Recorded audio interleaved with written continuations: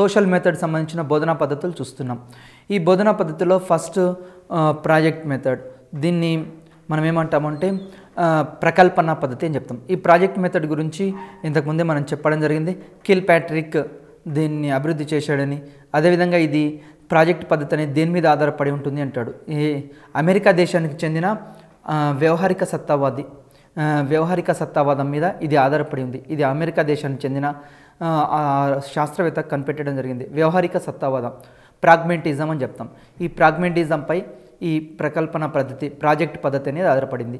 Project అంటే ఏంటంటే సహజ వాతావరణంలో పిల్లలు తమ యొక్క నిజ జీవిత భాగంలో అన్వయించుకోగలదాన్ని ప్రాజెక్ట్ అంటాం. మనం ఏ సమస్య అయితే ఇవ్వదలుచుకున్నామో పిల్లలు ఎట్లా చేయాలి అంటే తరగతి గది లోపల, ఈ తరగతి గది 4 గోడల మధ్యనే వాళ్ళు భయభ్రాంతులకు లోనవుతారు. అట్లా కాకుండా తరగతి గది బయట సహజ వాతావరణం ఎట్లా ఉంటుందో ఈ యొక్క తరగతి గది వాతావరణం కూడా ఆ విధంగా క్రియేట్ చేసుకోవాలి. ప్రాజెక్ట్ అంటే నిజ జీవితంలోని భాగాన్ని తరగతి గదిలోకి తీసుకురావడమే. ఆ విధంగా నిజ జీవితం, ఒక తేనెటీగ తీసుకుందాం. పుష్పంపై వాలినప్పుడు మకరందాన్ని స్వీకరిస్తుంటే ఆ పుష్పానికి తెలియకుండా మకరందం స్వీకరిస్తుంది. అదేవిధంగా ఉపాధ్యాయుడు కూడా విద్యార్థులకు ఇచ్చే ప్రాజెక్ట్ ఎట్లా ఉండాలి అంటే వాళ్ళు అభ్యసిస్తున్నామనే విషయం వాళ్ళకు తెలియకూడదు. వాళ్ళకు తెలియకుండానే ఇక్కడ విషయాన్ని వాళ్ళు నేర్చుకోవాలి. ఈ విధంగా సహజ వాతావరణంలో జరిగేదాన్ని ప్రాజెక్ట్ అని చెప్తాం. ఈ ప్రాజెక్ట్ మెథడ్ సంబంధించి మన సాంఘిక శాస్త్రంలో ఇది దీర్ఘకాలిక స్మృతికి దారితీస్తుంది. జనరల్గా ప్రాజెక్ట్ మెథడ్ని దేనికోసం ఉపయోగిస్తామంటే ఎక్కువ కాలం గుర్తుండడానికి. ఏదైనా ఒక విషయం మనం చెప్తే విని మర్చిపోతారు. జనరల్గా పిల్లల యొక్క నేచర్ ఏంటి అంటే వింటారు, తర్వాత మర్చిపోతారు, పిల్లలైనా పెద్దలైనా. అట్లా కాకుండా మనం ఏదైనా ఒక కృత్యాన్ని ఇస్తే, ఒక యాక్టివిటీ ఇస్తే వాళ్ళు దాన్ని చేశారనుకోండి ఎక్కువ కాలం గుర్తుంచుకుంటారు. అందుకోసమే మనం సోషల్ స్టడీస్లో విద్యార్థులకు ఏం చేస్తుంటాము అంటే జనరల్గా ఎక్కువగా ప్రాజెక్టులు ఇస్తూ ఉంటాం. మన గ్రామానికి సంబంధించిన ద్వారా ఏం చేస్తారు రైతులు, పంట పొలాలకు నీరు ఏ విధంగా అందుతుంది, మన గ్రామంలో పండే పంటలు ఏమిటి, ఇట్లాంటి జనరల్గా ప్రాజెక్ట్స్గా ఇస్తూ ఉంటాం. దీనికి సంబంధించి మన గ్రామంలో జరిగే జాతరలు, పండుగలు, వాటి గురించి కూడా ప్రాజెక్ట్స్ ఇస్తుంటాం. దీని ద్వారా విద్యార్థి ఏం చేస్తారంటే నిజ జీవితంలో అతడు అన్వయించుకోవడానికి, అంశాలు ఎక్కువగా అన్వయించుకోవడానికి, అతడు చేసిన ప్రాజెక్టు గురించి దీర్ఘకాలం అతని స్మృతిలో గుర్తుండడానికి అవకాశం ఉంటుంది. అదేవిధంగా విద్యార్థులకు ఇక్కడ శ్రమ గౌరవం అంటే డిగ్నిటీ ఆఫ్ లేబర్ కూడా పెరుగుతుంది. అదేవిధంగా విద్యార్థులకు ఇంకేం డెవలప్ అవుతుందంటే డిగ్నిటీ ఆఫ్ లేబర్ అని చెప్పాము. ఎక్కువగా సమాజంలో వివిధ రకాల వృత్తులు, అందరూ సమానమే, ఏ వృత్తి అయినా ఒకటే, మనం కూడా కష్టపడి పనిచేయాలి, ఇట్లాంటివి సాంఘిక శాస్త్రం నేర్పిస్తుంది. చాలా ఇంపార్టెంట్ బిట్. ఏమని అడుగుతుంటాడంటే చాలాసార్లు ఏ శాస్త్రము విద్యార్థులకి శ్రమ విలువను నేర్పుతుంది అంటాడు. అంటే సాంఘిక శాస్త్రం నేర్పుతుంది. అదేవిధంగా విద్యార్థుల్లో ప్రజాస్వామ్య జీవితానికి అవసరమైన శిక్షణను కూడా ఈ సాంఘిక శాస్త్రం అందిస్తుంది. ఈ సోషల్ స్టడీస్లో ఈ ప్రాజెక్ట్ మెథడ్ విద్యార్థులు చేయడం ద్వారా వాళ్ళకి ఏమవుతుందంటే నిజ జీవితంలో వాళ్ళు ఎదుర్కొనే సమస్యలు, ప్రజాస్వామ్య జీవితంలో ఎట్లా వాళ్ళు జీవించగలగాలి, ఇలాంటి విషయాలు కూడా శిక్షణ కూడా ఇస్తుంది. అదేవిధంగా అన్ని స్థాయిల విద్యార్థులకు ఇది అవకాశాన్ని కూడా మనకు ఇస్తూ ఉంటుంది. నెక్స్ట్, విద్యలో వెనుకబడిన విద్యార్థులకి ఇది ఎక్కువగా అవకాశం కలిగిస్తుంది. అదేవిధంగా విద్యలో వెనుకబడిన విద్యార్థులు అభ్యసించడానికి అవకాశాన్ని కూడా మనకు ప్రాజెక్ట్ మెథడ్ ద్వారా నేర్చుకోవచ్చు. అదేవిధంగా విద్యార్థి ఆనందంగా, అర్థవంతంగా అభ్యసించడానికి తోడ్పడుతుంది. విద్యార్థులు ఏదైనా సరే ఒక విషయం ఇచ్చామనుకోండి, అది ఆనందంగా నేర్చుకోవడానికి ఎక్కువ అవకాశాలు కల్పిస్తూ ఉంటుంది. అదేవిధంగా లోపాలు, ప్రాజెక్టు పద్ధతి వల్ల ఇక్కడ ఏమవుతుందంటే మనకు బోధనలో టైం వేస్ట్ కావడానికి అవకాశం ఉంది. అదేవిధంగా పునశ్చరణ చేయడానికి, అంటే తిరిగి మళ్ళీ వాళ్ళు ఆ విషయాలు నేర్చుకోవడానికి అవకాశాలు తక్కువగా ఉంటాయి. అదేవిధంగా నియమబద్ధంగా అవిరళంగా బోధించడానికి ప్రాజెక్ట్ మెథడ్ కొద్దిగా ఇబ్బందిగా ఉంటుంది. ఎందుకంటే మనం తరగతి గదిలో వివిధ రకాల ప్రాజెక్టులు ఇచ్చినప్పుడు అవి తరగతి గది బయట చేయాలి. మరి తరగతి గది బయట చేసుకొని రావాలి కాబట్టి బోధన సిలబస్ కొంచెం లేట్ కావడానికి అవకాశం ఉంది. ఇది పాఠశాల కార్యక్రమాలకు కూడా ఇది ఆటంకం కల్పిస్తుంటుంది. ఒక ప్రాజెక్ట్ ఇచ్చినప్పుడు తరగతి గది వదిలేసి బయటికి వెళ్తుంటాడు. తర్వాత అన్ని పాఠ్యాంశాలు కూడా మనం అన్ని అనుకున్న లెసన్స్ అన్ని ఇన్ టైంలో బోధించడానికి అవకాశం కూడా తక్కువగా ఉంటుంది. ఇది కూడా ఈ మెథడ్లో ఉన్న లోపంగా చెప్పవచ్చు. ఈ ప్రాజెక్ట్ మెథడ్ వల్ల మనకు ఏం ఉపయోగాలు ఉంటాయంటే ఇది మనకు విద్యార్థి ఏదైనా ఒక లెసన్కి సంబంధించిన కార్యక్రమాలకు ఒక్కోసారి ఇది మన పాఠశాల కార్యక్రమాలకు ఆటంకం కల్పిస్తుంది. అన్ని పాఠ్యాంశాలు కూడా బోధించడానికి ఒక్కోసారి అవకాశం కల్పించదు. ఇది కూడా దీంట్లో ఉన్న లోపంగా చెప్తుంటాం. కానీ ఇంకా మెరిట్స్ ఏమున్నాయంటే విద్యార్థి ఆనందంగా అర్థవంతంగా అభ్యసించడానికి ఈ ప్రాజెక్ట్ మెథడ్ అనేది ఉపయోగపడుతుంది. జనరల్గా ప్రాజెక్ట్ పద్ధతి ఏమవుతుందంటే విద్యార్థి స్వతహాగా నేర్చుకోవడానికి ఏవైనా విషయాలు వాళ్ళు ఏంటంటే ప్రాజెక్ట్ ఇచ్చినప్పుడు ఆనందంగా స్వీకరిస్తారు, బయటి వాతావరణానికి వెళ్తారు, నేర్చుకుంటారు. అక్కడ నేర్చుకున్న అంశాలు మళ్ళీ తిరిగి తరగతి గదికి వచ్చి ఒక నివేదిక రూపంలో రాసుకుంటారు కాబట్టి ఇది వాళ్ళకు ఆనందం కల్పిస్తుంది. నెక్స్ట్ అదేవిధంగా లోపాలు ఏంటంటే ఇది గణితాంశాలు చెప్పడానికి దీంట్లో కొద్దిగా బోధపడదు. అదేవిధంగా మనకు ప్రాజెక్ట్ మెథడ్కు సంబంధించి మనము దాంట్లో కొన్ని సోపానాలు ఉంటాయి. మనందరికీ తెలుసు సోపానాలు ఏంటంటే ఫస్ట్ సమస్యను ఎన్నుకున్న సమస్యను దత్తాంశాలను ఎన్నుకున్న సమస్యను అమలు చేయడము, తర్వాత నివేదికల రూపంలో రాసుకోవడము, సమాచారం సేకరించడము, పట్టికల్లో నమోదు చేయడము, తిరిగి తరగతి గదిలోకి వచ్చిన తర్వాత వాటిని జట్లలో వ్యక్తిగతంగా మరియు జట్లలో పరీక్షించడము, తర్వాత మూల్యాంకనం చేయడం.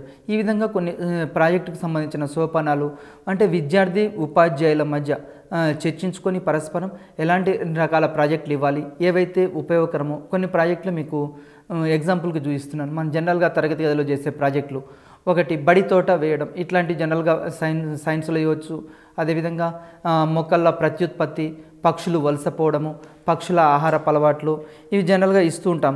మరి అదేవిధంగా అంటువ్యాధుల నివారణ. ఎందుకు ఇక్కడ అంటే సాంఘిక శాస్త్రం అంటే 1 to 5th వరకు పరిసరాల విజ్ఞానం అని చెప్తాం. పరిసరాల విజ్ఞానంలో సైన్స్ సోషల్ రెండు కలిసి ఉంటాయి కాబట్టి ఈ ప్రాజెక్టులు మీకు చూపించడం జరుగుతుంది. అదేవిధంగా ఆరోగ్యం పరిరక్షణ, మరి సోషల్ సంబంధించి సౌర కుటుంబము, రేడియో, టెలివిజన్, టెలిఫోన్ ఇట్లాంటివి కూడా మనం ప్రాజెక్టుగా విద్యార్థులకు ఇవ్వవచ్చు. అదేవిధంగా మనం వాడే పనిముట్లు, నేలలు, శిలలు, రకాలు, అదేవిధంగా ఆమ్లాలు, క్షారాలు, అదేవిధంగా వివిధ జీవుల సేకరణ, తర్వాత జనరల్గా మనం గ్రామంలో ఉండే పోస్ట్ ఆఫీసులు, దేవాలయాలు, ఇట్లాంటి అంశాలు కూడా మనం ఏం చేయొచ్చు విద్యార్థులకు ప్రాజెక్టులుగా ఇస్తూ ఉంటాం. ఈ విధంగా ప్రాజెక్టు పద్ధతి ద్వారా విద్యార్థులు ఏం చేస్తుంటారంటే నిజ జీవితానికి సంబంధించిన అంశాలను ఎక్కువగా నేర్చుకోవడానికి అవకాశం ఉంది. ఈ ప్రాజెక్టు పద్ధతి ప్రత్యేకంగా ఎందుకు ఇంట్రడ్యూస్ చేశారు అంటే విద్యార్థులు స్వతహాగా నేర్చుకుంటారు కాబట్టి ఎక్కువ కాలం గుర్తుంటుంది. ప్రజాస్వామ్య విలువలు పెంపొందించడానికి అవకాశం ఎక్కువ ఉంది ప్రాజెక్ట్ పద్ధతిలో. ఎందుకు అంటే తరగతి గది వాతావరణంలో విద్యార్థులు తరగతి గదిలో 4 గోడల మధ్య ఉపాధ్యాయుడు చెప్పిందే వినకుండా విద్యార్థులు జట్లలో తాము అనే భావం ఏర్పడుతుంది, మనము అనే భావం ఏర్పడుతుంది. అదేవిధంగా సోదర భావం పెంపొందడానికి అవకాశం ఉంది. నాయకత్వ లక్షణాలు ఎక్కువగా డెవలప్ కావడానికి అవకాశం ఉంది ప్రాజెక్ట్ మెథడ్ ద్వారా. విద్యార్థుల్లో జట్టు నాయకులను చేస్తాం. జట్టు నాయకులను చేస్తే ఫ్యూచర్లో అదేమవుతుందంటే వాళ్ళు రాజకీయ నాయకులుగా ఈ విధంగా సమాజంలో ఒక మంచి పనులు చేయడానికి ఈ నాయకత్వ లక్షణాలు విద్యార్థులు చిన్నప్పటి నుంచే డెవలప్ కావడానికి అవకాశం ఉంది. ఇది కూడా ప్రాజెక్ట్ మెథడ్ వల్ల మనకు వివిధ రకాల ఉపయోగాలు. మన సోషల్ స్టడీస్లో కూడా మనం చెప్పినట్లు నేలలు, రకాలు, మనం వాడే పనిముట్లు ఇట్లాంటివన్నీ కూడా సోషల్ స్టడీస్లో ప్రాజెక్టుగా ఇవ్వవచ్చు. అదేవిధంగా విద్యార్థికి సంబంధించి మనము ద్రవ్యోల్బణము, నిరుద్యోగము, జనాభా ఇలాంటి అంశాలు కూడా మనం విద్యార్థులకు ఇక్కడ ప్రాజెక్టులుగా ఇవ్వవచ్చు. అదేవిధంగా రవాణా వ్యవస్థకు సంబంధించి మన జల రవాణా, భూ రవాణా, వాయు రవాణా వీటికి సంబంధించిన అంశాలు కూడా విద్యార్థులకు ప్రాజెక్టులుగా ఇవ్వవచ్చు. ఈ విధంగా విద్యార్థులు ప్రాజెక్ట్ పని చేయడం ద్వారా వాళ్ళకి డిగ్నిటీ ఆఫ్ లేబర్ గురించి శ్రమ విలువ తెలుస్తుంది. డిగ్నిటీ ఆఫ్ లేబర్ వాళ్ళు గుర్తించగలుగుతారు. అదేవిధంగా కలిసి పని చేయాలనే భావన పెంపొందుతుంది. అదేవిధంగా విద్యార్థుల మధ్య కోఆర్డినేషన్ పెరుగుతుంది. ఇది ప్రాజెక్ట్ పద్ధతి. దీని తర్వాత మనకి ఇంకా మరికొన్ని పద్ధతులు ఉన్నాయి. క్రీడా పద్ధతి, దీన్ని ప్లే వే మెథడ్ అంటాం. ఎందుకు అంటే మనకు ప్రాథమిక స్థాయిలో చాలా ఎడ్జిటి టీచర్స్గా అపాయింట్ కాబోతున్నారు కాబట్టి ప్లే వే మెథడ్ ఇది వెరీ వెరీ ఇంపార్టెంట్. ఎట్లా అంటే విద్యార్థులు తరగతి గదికి వచ్చిన తర్వాత ఆటపాటలు, కథల ద్వారా బోధించే పద్ధతిని క్రీడా పద్ధతి అంటాం. క్రీడా పద్ధతి అంటే మామూలుగా 5 years బిలో పిల్లలు ఇంటి దగ్గర ఆడుతూ పాడుతూ ఉంటారు. అట్లాంటి పిల్లల్ని తరగతి గదిలోకి ఒకేసారి తీసుకొస్తే ఏమవుతుంది, విద్యార్థులు ఇక్కడ అడ్జస్ట్ కాలేరు, ఆ వాతావరణానికి అడ్జస్ట్ కాలేక పాఠశాల అంటే భయము, పాఠశాల అంటే చాక్లెట్ ఇస్తేనే పోతాను, బిస్కెట్ ఇస్తేనే పోతాను, ఈ విధంగా వాళ్ళు ఏం చేస్తున్నారు, మారం చేస్తుంటారు. ఇట్లా కాకుండా పిల్లలకి తరగతి గది వాతావరణం కూడా ఎలా ఉండాలి అంటే ఇంటి దగ్గర ఏ విధమైన వాతావరణం ఉంటుందో స్వేచ్ఛ, స్వాతంత్రాలు, అదేవిధంగా ఆటలు, పాటలు, కథలు దీని ద్వారా తరగతి గదిలో బోధిస్తే ఆటోమేటిక్గా పిల్లలు ఎక్కువ అంశాలు నేర్చుకోవడానికి అవకాశం ఉంది. ఈ క్రీడా పద్ధతికి సంబంధించి మనకు ఏ పిల్లలైనా బాల్యం ఆహ్లాదంగా కొనసాగుతుందో ఆ తదుపరి దశలో ఆ పిల్లలు చదువులో రాణిస్తారు అనే విషయం అనే విషయంపై క్రీడా పద్ధతి ఆధారపడింది. ఈ క్రీడా పద్ధతి ఏం తెలియజేస్తుందంటే ఏ పిల్లలైతే జనరల్గా ఎక్కువ బాల్యంలో ఎక్కువ శాతము ఇంటి దగ్గర ఆటపాటలతోటి గడుపుతారో వాళ్ళు ఫ్యూచర్లో బాగా చదువుతారని చెప్తుంది ఈ క్రీడా పద్ధతి. ఎందుకంటే మనందరికీ తెలుసు, కానీ ప్రస్తుతం ఉన్న పరిస్థితి దానికి భిన్నంగా ఉంది. ఎట్లా ఉంది అంటే ఇంతకుముందు మనము పిల్లలు 5 years కంప్లీట్ అయితేనే పాఠశాలకు పంపించేవాళ్ళు పెద్దవాళ్ళు మనం చదువుకున్న రోజులో. కానీ ఇప్పుడు ప్రస్తుతం ఎట్లా ఉంది, 3 yearsకే బేబీని పాఠశాలకు పంపిస్తున్నారు. దీని ద్వారా విద్యార్థులకి ఇంద్రియ చలనాలకి తర్వాత జ్ఞానేంద్రియాలకి తగిన శిక్షణ లేకుండా పోయింది. తర్వాత పాఠశాల బయట వాతావరణం వాళ్ళు ఇంతకుముందు మొక్కలు, జంతువులు, ఆటలు, పాటలు ఆడుకునే వాళ్ళు అవన్నీ పరిశీలించేవాళ్ళు. కానీ ఈరోజు విద్యార్థులకు అవకాశం లేకుండా వాళ్ళ బాల్యం అనేది నరకంగా మారిపోతుంది. అట్లా కాకుండా ఏ విద్యార్థి అయితే బాల్యము ఆహ్లాదకరంగా ఉంటుందో ఆ పిల్లలు చదువులో ఎక్కువగా రాణించడానికి అవకాశం ఉంది అని క్రీడా పద్ధతి చెప్తుంది. ఈ క్రీడా పద్ధతి కూడా దాదాపుగా క్రీడా పద్ధతులు 2 రకాలు. ఒకటి కిండర్ గార్డెన్ పద్ధతి, రెండవది మాంటిసోరీ పద్ధతి. ఈ కిండర్ గార్డెన్ పద్ధతి, మాంటిసోరీ పద్ధతి వెరీ ఇంపార్టెంట్. ఈ కిండర్ గార్డెన్ పద్ధతి గురించి ఎగ్జామ్లో చాలాసార్లు అడిగాడు క్వశ్చన్. కిండర్ గార్డెన్ పద్ధతికి మూల పురుషుడు ఎవరు అని అడుగుతాడు. ప్రోబెల్ జర్మనీ దేశస్థుడు. ఇతడు జర్మనీ దేశస్థుడు. ఇతడు కిండర్ గార్డెన్ పద్ధతికి మూల పురుషుడు. మరి అదేవిధంగా కిండర్ గార్డెన్ అంటే ఏంటంటే బాలల ఉద్యానవనం. ఉద్యానవనం అంటే మనందరికీ తెలుసు, పార్కు లాగా. పిల్లలకు బాల్యం అనేది ఒక వరంలాగా ఉండాలి, ఒక శాపంలాగా ఉండకూడదు. పిల్లలు ఎంతసేపటికి పాఠశాలలో ఆహ్లాదకరమైన వాతావరణంలో ఆడుతూ పాడుతూ ఎక్కువ విషయాలు నేర్చుకునేటట్లు పాఠశాల వాతావరణం ఉండాలి. అదేవిధంగా తమ చుట్టూ ఉన్న పరిసరాల్ని ఆకలింపు చేసుకోవడం ద్వారా విద్యార్థులు ఎక్కువ అంశాలు నేర్చుకోగలుగుతారు. ఎప్పుడైనా పిల్లలకి ఆహ్లాదకరమైన వాతావరణం ఉండాలి. చుట్టూ ఎన్విరాన్మెంట్ బాగా ఉన్నప్పుడు మాత్రమే విద్యార్థులు బాగా చదువుకోగలుగుతారు. ఏ విద్యార్థికి అయితే ఎన్విరాన్మెంట్ చక్కగా ఉంటుందో ఆ విద్యార్థి చదువులో రాణించడానికి ఎక్కువ అవకాశం ఉంటుంది. అదేవిధంగా రాజకీయ సాంఘిక పరిస్థితులకు అతీతంగా పిల్లలు తమంతట తామే ఉద్యానవనంలో పెరగడం అనేది ప్రధాన అంశం. చిన్నపిల్లలకు రాజకీయ అంశాలు, సాంఘిక అంశాలు ఇట్లాంటి పరిస్థితులలో తెలియదు. ఎందుకంటే మన పాఠశాలకు వచ్చే పిల్లలు వివిధ రకాల పరిస్థితుల నుంచి ఉంటారు. సాంఘికంగా, ఆర్థికంగా, రాజకీయంగా భిన్న వాతావరణ పరిస్థితుల్లో పెరుగుతారు. వాళ్ళందరూ మన పాఠశాలకు వస్తారు కాబట్టి ఈ భిన్న వాతావరణంలో పిల్లలకి మన తరగతి గది ఒక ఆహ్లాదకరమైన వాతావరణాన్ని, ఒక మంచి వాతావరణం కనుక సృష్టిస్తే పిల్లలు చదువులో రాణించడానికి అవకాశం ఎక్కువగా ఉంటుంది. ఉపాధ్యాయుడు విద్యార్థులకు భాష, గణితం, విజ్ఞాన శాస్త్రం, సంగీతం, కళలు నేర్పడంతో పాటు జనరల్గా మనం ఏం చేస్తున్నాం, పిల్లలకు వివిధ రకాల అంశాలు మ్యాథ్స్, సైన్స్, సోషల్ ఎక్కువ మీద అందరూ తల్లిదండ్రులు వీటి మీద కాన్సన్ట్రేషన్ చేస్తున్నారు. కానీ ఇవి కాకుండా పిల్లలకు వివిధ రకాల ఇంకా కళలు ఉన్నాయి, సాహిత్యం ఉంది.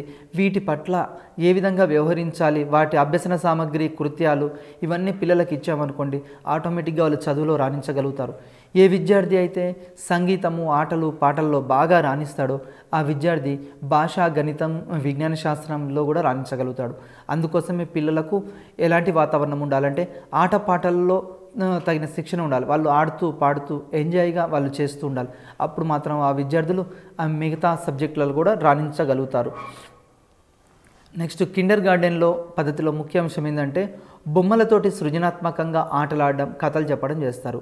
ఈ కిండర్ గార్డెన్ పద్ధతిలో విద్యార్థులకు ఏం చేస్తారంటే బొమ్మలు ఇస్తారు. ఆ బొమ్మలతోటి మనం కూడా చూస్తుంటాం అప్పుడప్పుడు టీవీలో, ఒక పిల్లి బొమ్మ ముందు పెట్టుకొని మాట్లాడడము, తర్వాత పిల్లిలాగా అరవడము, ఇట్లాంటివి ఏంటంటే పిల్లలకి బొమ్మలతోటి వాళ్ళకే బొమ్మలు ఇచ్చి ఆ బొమ్మలతోటి వివిధ రకాల అరుపులు మనం చెప్పించవచ్చు తరగతి గదిలో. అదేవిధంగా బొమ్మలతోటి ఆడుతూ పాడుతూ చేస్తే, కథలు చెప్తూ ఉంటే వాళ్ళ లోపల కథనా శక్తి, సృజనాత్మక శక్తి, విశ్లేషించగలిగే శక్తి, పోల్చగలిగే శక్తి, వర్గీకరించగలిగే శక్తి ఇలాంటి పిల్లల్లో డెవలప్ అవుతాయి. ఆహ్లాదకరమైన వాతావరణం నేర్చుకుంటారు. ఈ ఆటల ద్వారా విద్యార్థి ఆరోగ్యానికి ఆటలు, నృత్యం అనేది చాలా ఇంపార్టెంట్. కానీ ఈరోజు ప్రజెంట్ ఎడ్యుకేషన్ సిస్టంలో ఎక్కువగా ఆటలకి, నృత్యానికి ఇంపార్టెన్స్ ఇవ్వట్లేదు. కానీ మ్యాక్సిమం ఇప్పుడు గవర్నమెంట్ ఆర్టీ యాక్ట్ అందుకోసమే చేసింది. ఆర్టీ యాక్ట్ 2009 ఏం తెలియజేస్తుందంటే సాంఘిక శాస్త్రము, గణితము, అదేవిధంగా తెలుగు, ఇంగ్లీష్ వీటితో పాటు పిల్లలకు ఆటపాటల్లో శిక్షణ ఇవ్వాలి అని చెప్తున్నారు.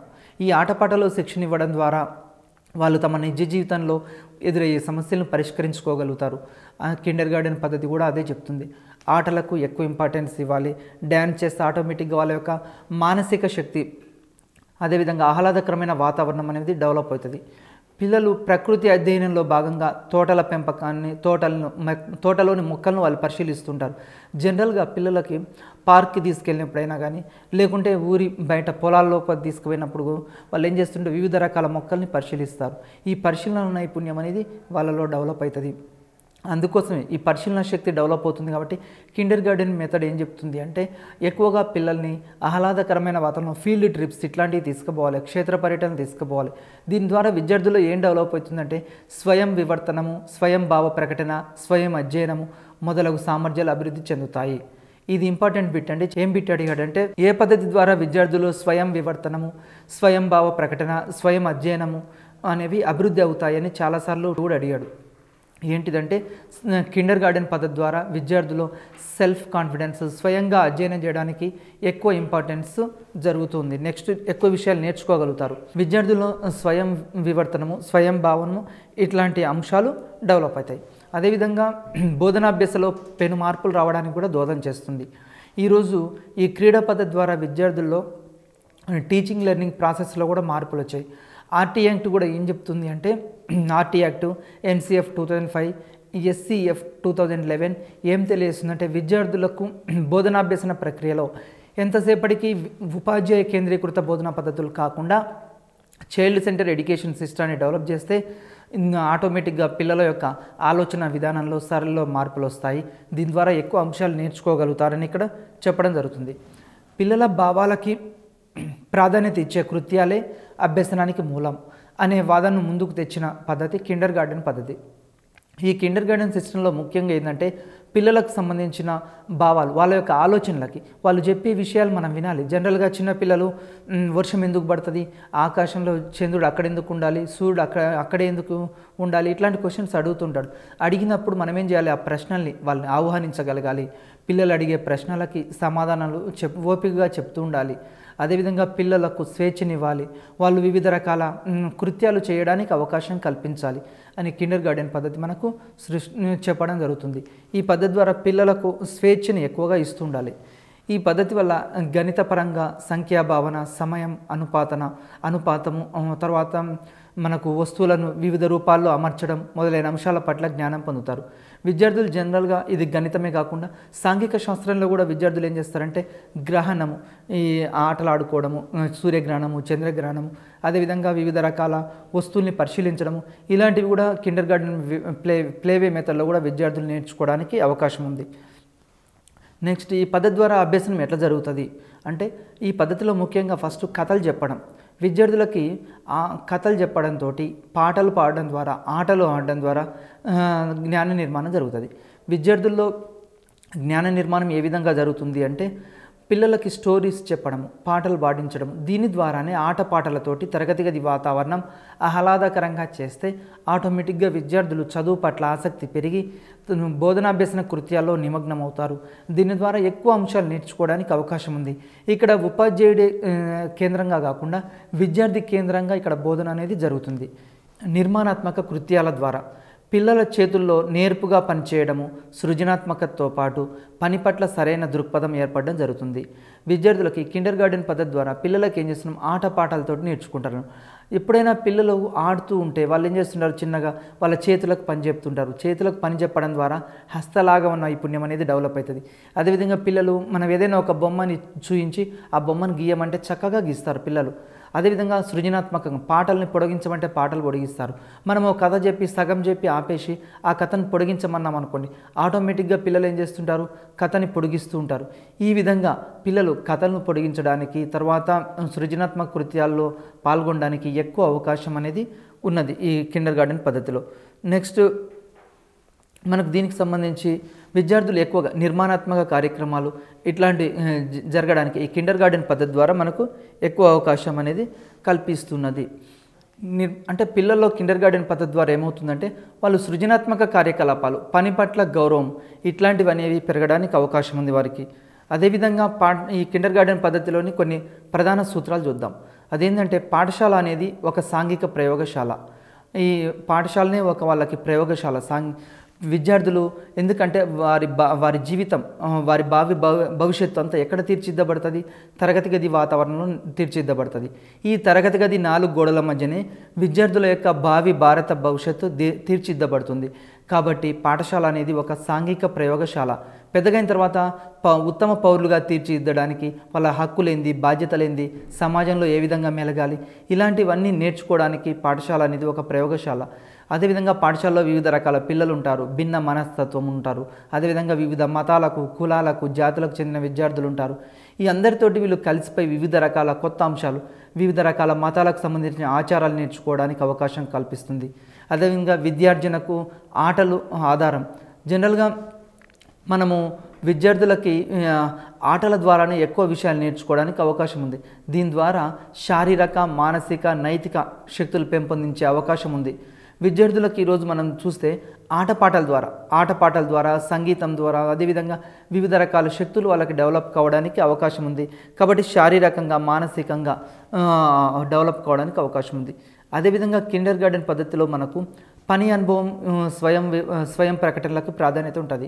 అంటే విద్యార్థులు మనకేమవుతుందంటే వాళ్ళు స్వయంగా పని చేస్తారు కాబట్టి ఏ విషయమైనా వాళ్ళు చేయడం ద్వారా, లెర్నింగ్ బై డూయింగ్ ద్వారా చేస్తారు కాబట్టి వాళ్ళు స్వతహాగా నేర్చుకుంటారు కాబట్టి ఎక్కువగా వాళ్ళ యొక్క మానసిక శక్తి డెవలప్ కావడానికి అవకాశం ఉంది. అదేవిధంగా ప్రకృతిని అధ్యయనం చేయడము, పరిశీలన కేంద్రంగా వాళ్ళు ఎక్కువ విషయాలు ప్రకృతితోటి ఆడుతూ ఉంటారు. జనరల్గా ఈ కిండర్ గార్డెన్ పద్ధతి ద్వారా వాళ్ళకి ప్రయోగశాల ఏది అంటే బడి బయట ఉన్న తోట, బడి బయటి వాతావరణము, అదేవిధంగా ఆటలు పాటలు. దీని ద్వారా వివిధ రకాల అంశాలని పరిశీలించి వాళ్ళు ఎక్కువ అంశాలు నేర్చుకోవడానికి అవకాశం ఉంది ఈ పద్ధతిలో. అదేవిధంగా భావస్వేచ్ఛ, వాళ్ళకి ఎక్కువగా మాట్లాడడానికి అవకాశం కల్పించడం జరుగుతుంది. ఇక్కడ కిండర్ గార్డెన్ పద్ధతిలో విద్యార్థుల యొక్క అభిప్రాయాలకు విలువనిస్తారు. విద్యార్థులు చెప్పే అంశాలని వింటూ ఉంటారు కాబట్టి వాళ్ళ అభిప్రాయాలకు విలువనిచ్చి ప్రజాస్వామ్య పద్ధతిలో ఇక్కడ బోధన అనేది జరుగుతుంది. అదేవిధంగా స్వయం శిక్షణ, ఎవరికి వాళ్ళు క్రమశిక్షణ పాటిస్తుంటారు. మామూలుగా క్రమశిక్షణ పాటించు, నువ్వు సైలెన్స్గా ఉండు, ఆ పని చేయొద్దు, ఈ పని చేయొద్దని చెప్పని అవసరం లేదు. పిల్లలే స్వతహాగా క్రమశిక్షణను పాటిస్తూ ఉంటారు. నియమాలు కూడా తమకు తామే పాటించుతూ ఉంటారు. ఎందుకంటే వాళ్ళు ఆటలు ఆడడంలో మనం ఒక కబడ్డీ గేమ్ ఉంది, లేకుంటే క్రికెట్ గేమ్ ఉంది, పక్కకు బాలేస్తే వైడు, తర్వాత నోబు, ఎట్లయితే చెప్తున్నామో కొన్ని ఆటలకు నియమాలు ఏ విధంగా ఉంటాయో విద్యార్థులు కూడా వాళ్ళ యొక్క జీవితానికి సంబంధించి కొన్ని నియమాలు ఇట్లాంటివి తయారు చేసుకుంటూ ఉంటారు. దీని ద్వారా వాళ్ళు ముందుకు వెళ్ళడానికి ఎక్కువగా అవకాశం ఉంది. నెక్స్ట్, మూర్త వస్తువుల ద్వారా అభ్యసనం. విద్యార్థులు ఏం చేస్తుంటారు అంటే ఎప్పుడైనా చిన్న పిల్లలు కాబట్టి వారికి మూర్త వస్తువుల ద్వారా అమూర్త వస్తువుల్ని మనం పరిచయం చేయాలి. అంటే విద్యార్థులకి తెలిసిన విషయాల నుండి తెలియని విషయాలకి ఇక్కడ శిక్షణ ఇవ్వడానికి అవకాశం ఉంది. మనము ఒకేసారి తరగతి గదిలోకి రాగానే ABCD అని ఇట్లా పెట్టించాము అనుకోండి, వాళ్ళకి తెలియదు. అట్లా కాకుండా వాళ్ళకి 1, 2 అన్నప్పుడు 1, 2, 3 అన్నప్పుడు వాళ్ళకి వస్తువుల్ని పరిచయం చేయాలి. 4 చాక్లెట్లు ఇవ్వడం, 5 చాక్లెట్లు ఇవ్వడం, 10 చాక్లెట్లు ఇవ్వడం, వాళ్ళ మధ్యన పంచడం. ఈ విధంగా చేస్తే ఏమవుతుందంటే మూర్త వస్తువుల ద్వారా వాళ్ళు ఎక్కువగా నేర్చుకోవడానికి అవకాశం ఉంది. అదేవిధంగా తరగతి గదిలో ఎక్కువ బొమ్మల ద్వారా సాంఘిక శాస్త్రానికి సంబంధించి మనము గ్లోబ్ తీసుకుపోవడము, పటాలు తీసుకువెళ్ళడము, అదేవిధంగా చరిత్రకు సంబంధించిన, రాజులకు సంబంధించిన మ్యాప్స్, అదేవిధంగా చిత్రపటాలు, నమూనాలు ఇవన్నీ తీసుకుపోయి విద్యార్థులు మూర్త వస్తువుల ద్వారా ఎక్కువగా అభ్యసనానికి ప్రాముఖ్యత ఇవ్వాలి. అదేవిధంగా విద్యార్థులకు జ్ఞానేంద్రియాలకు శిక్షణ ఇవ్వాలి. విద్యార్థుల యొక్క జ్ఞానేంద్రియాలకు శిక్షణ ఇవ్వడం ద్వారా వాళ్ళు ఏం చేస్తారంటే ఎంతసేపటికి వినడమే కాకుండా చేతులు, కాళ్ళు అన్నిటికీ పని చెప్తారు. దీని ద్వారా విద్యార్థుల యొక్క సమగ్ర మూర్తిమత్వం అభివృద్ధి చెందడానికి, తర్వాత వాళ్ళు ఎక్కువ విషయాల్లో నేర్చుకోవడానికి అవకాశం కల్పిస్తుంది. అదేవిధంగా భావనలు ఒక క్రమ వరుసలో బోధించడానికి అవకాశం ఉంది. ఇప్పుడు కాన్సెప్ట్స్ ఉంటాయి, ఏదైనా ఒక లెసన్ సంబంధించి కాన్సెప్ట్స్ దాన్ని ఒక సీక్వెన్స్లో బోధించడానికి ఈ కిండర్ గార్డెన్ పద్ధతి అనేది చాలా ఉపయోగకరంగా ఉంటుంది. అంటే మనము తరగతి గదిలో లెసన్ స్టార్ట్ చేసినప్పుడు ఆ లెసన్లో ఏం నేర్చుకోవాలి, ఆ లెసన్ ద్వారా ఏ అంశాలు విద్యార్థులకు బోధించాలి, ఇలాంటి అంశాలన్నీ వాళ్ళు ఆ కీ పాయింట్స్ ఏంది ఆ లెసన్లో ఈ విధంగా విద్యార్థులు నేర్చుకోవడానికి ఈ పద్ధతి ఎక్కువ అవకాశం కల్పిస్తుంది. నెక్స్ట్, కిండర్ గార్డెన్ సిస్టంలో ఇంకో పద్ధతి, క్రీడా పద్ధతిలో ఒకటి కిండర్ గార్డెన్ సిస్టమ్ అన్నాం, రెండవది మాంటిసోరీ సిస్టమ్. ఈ మాంటిసోరీ సిస్టాన్ని ఇటలీ దేశానికి చెందిన డాక్టర్ మేరియా మాంటిసోరీ దీన్ని ఇంట్రడ్యూస్ చేయడం జరిగింది. ఈమె జనరల్గా ఒక విద్యావేత్త మరియు వైద్యురాలు, ఒక శాస్త్రవేత్త. జనరల్గా ఈమె ఒక డాక్టర్ అండి. ఈ డాక్టర్ అయితే ఆమె ఏమైందంటే ఆంథ్రోపాలజిస్ట్గా పేరుగాంచింది, వైద్యురాలిగా, శాస్త్రవేత్తగా, విద్యావేత్తగా, బహుముఖ ప్రజ్ఞాశాలి మాంటిసోరీ.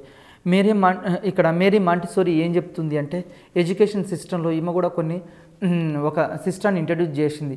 ఆ సిస్టానికి ఏం పేరు అంటే మాంటిసోరీ సిస్టమ్ అంటాం. ఈరోజు చాలా పాఠశాలలో ఈ సిస్టమ్ అమలవుతుంది.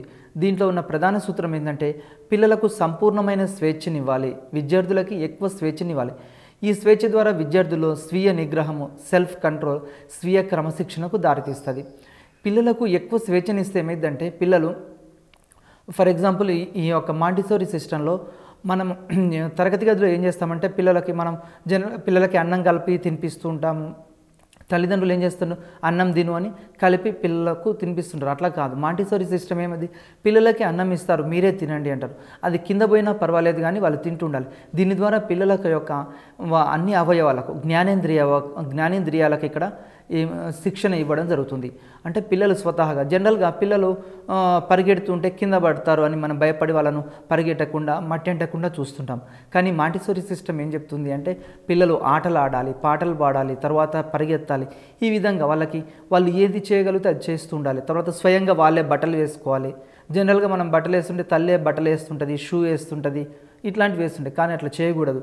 ఈ మాంటిసోరీ సిస్టంలో ఏం చేస్తారు అంటే పిల్లలకు స్వేచ్ఛనిస్తారు. వాళ్ళే స్వతహాగా అన్నం కలుపుకోవడము, తినడము, తర్వాత బట్టలు వేసుకోవడం, ఇట్లాంటి అవకాశం. దీని ద్వారా పిల్లల్లో సెల్ఫ్ కాన్ఫిడెన్స్ డెవలప్ అవుతుంది. ఏం డెవలప్ అవుతుంది అంటే మా మీద మాకు నమ్మకం ఉంది, సెల్ఫ్ కాన్ఫిడెన్స్, తర్వాత క్రమశిక్షణ, ఇలాంటివన్నీ డెవలప్ అవుతుంటాయి. తర్వాత పిల్లల సమగ్ర మూర్తిమత్వాన్ని పెంపొందించడానికి ఇది తోడ్పడుతుంది మాంటిసోరీ సిస్టమ్. పిల్లలు ఓవరాల్ డెవలప్మెంట్ అంటే శారీరకంగా, మానసికంగా, సాంఘికంగా మొదలైన ఉద్వేగాల్లో తగిన ప్రాధాన్యత ఉంటుంది. ఇక్కడ పిల్లలకు సంబంధించి శారీరకపరమైన, మానసికపరమైన, సాంఘిక ఉద్వేగాలు అన్నింట్లో తగిన ప్రాధాన్యత ఉంటుంది. అంటే ఫర్ ఎగ్జాంపుల్ వాళ్ళకు ఆటలు ఆడుకోవడానికి సమయం ఉంది కాబట్టి వాళ్ళకు శారీరక పరంగా దృఢంగా అవుతారు. అదేవిధంగా మానసిక పరంగా కూడా వాళ్ళు ఆహ్లాదకరంగా ఉంటారు. సాంఘిక పరంగా వాళ్ళ పనులు వాళ్ళు చేస్తుంటారు. డిగ్నిటీ ఆఫ్ లేబర్ డెవలప్ అయింది. అన్నిటికీ పిల్లలు ఓవరాల్ డెవలప్మెంట్ కావడానికి ఈ పద్ధతి ఉపయోగకరంగా ఉంది. అదేవిధంగా బాహ్య ప్రేరణ కంటే అంత ప్రేరణకి ఈ పద్ధతి ఎక్కువ ప్రాముఖ్యత ఇస్తుంది. ఈ మాంటిసోరీ సిస్టంలో ముఖ్యంగా అంతర్గత ప్రేరణకు ఎక్కువగా ప్రాధాన్యత ఉంది.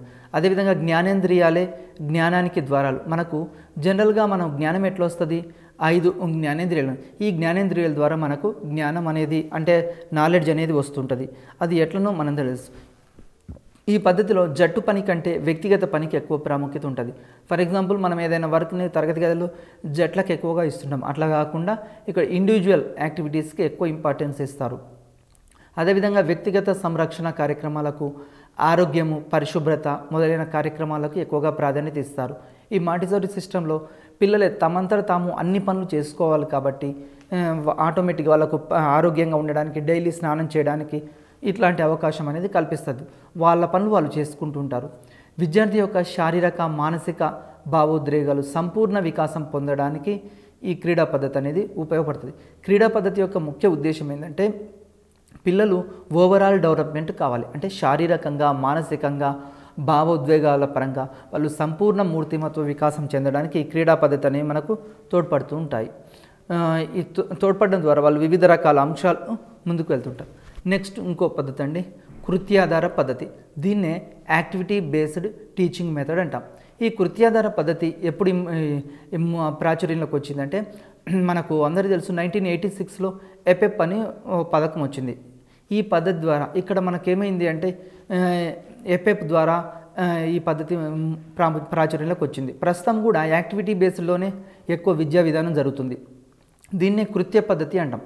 అభ్యసనలో విద్యార్థులు చురుగ్గా పాల్గొనేటట్లు చేస్తూ కొన్ని కృత్యాలను తరగతిలో ఏం చేయాలంటే పిల్లలకు తరగతి గదిలో కానీ తరగతి వెలుపల కానీ తన బోధనలో భాగంగా చేస్తే ఆ బోధనా పద్ధతిని కృత్య పద్ధతి అంటారు.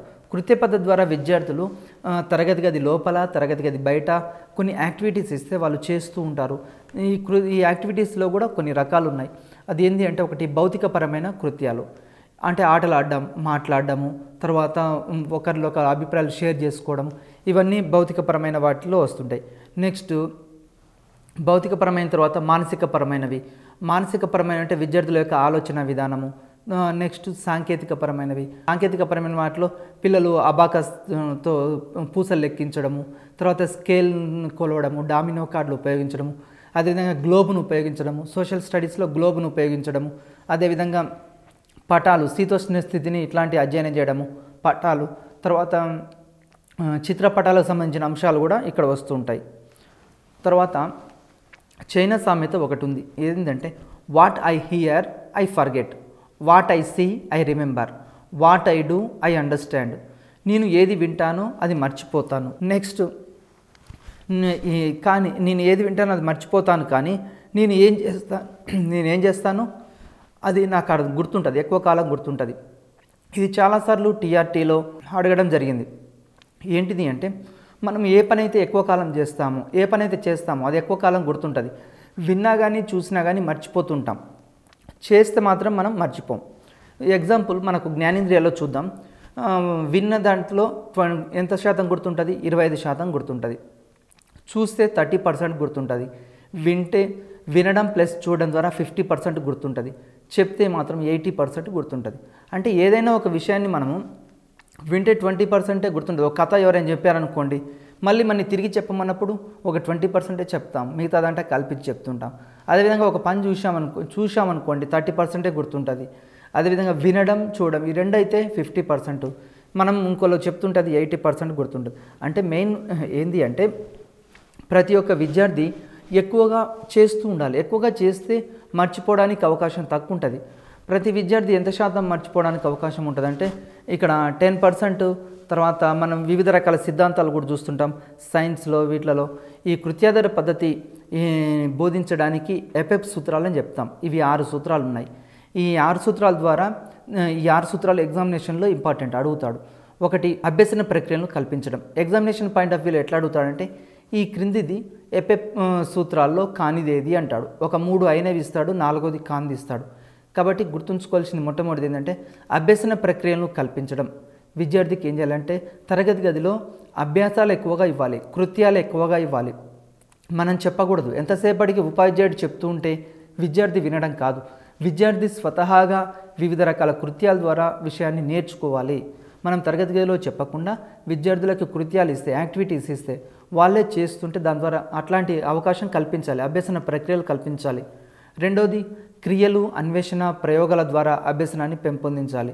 ఇంకా అభ్యసనాన్ని ఎట్లా అంటే యాక్టివిటీస్ ఇవ్వడం ద్వారా, వాళ్ళు స్వతహాగా కనుక్కోవడం ద్వారా, ప్రయోగాలు చేయడం ద్వారా ఈ విధంగా అభ్యసనాన్ని పెంపొందించుకోవాలి. దాని తర్వాత ప్రయోజనం కలిగే విధంగా ఉండాలి. అంటే ఇక్కడ ఎపెప్కి సంబంధించి ఇంకా ఏం చెప్తున్నాము అంటే విద్యార్థులకి ఈ 6 సూత్రాల్లో ఫస్ట్ అభ్యసన వాతావరణం కల్పించాలి. రెండవది, వివిధ రకాల పనులు ఇవ్వాలి. తర్వాత అన్వేషణ చేయాలి, ప్రయోగాలు చేయాలి. ఈ విధంగా చేస్తే వాళ్ళు ఎక్కువ అంశాలు గుర్తుంచుకోవడానికి అవకాశం ఉంది. దీని తర్వాత యాక్టివిటీ, కృత్యం యొక్క లక్షణాలు ఏంది, మరి తరగతి గదిలో కృత్యాలు ఇవ్వాలన్నాం యాక్టివిటీస్తో. ఈ యాక్టివిటీ ఎట్లా ఉండాలి అంటే విద్యార్థులకు ప్రయోజనం కలిగించే విధంగా ఉండాలి.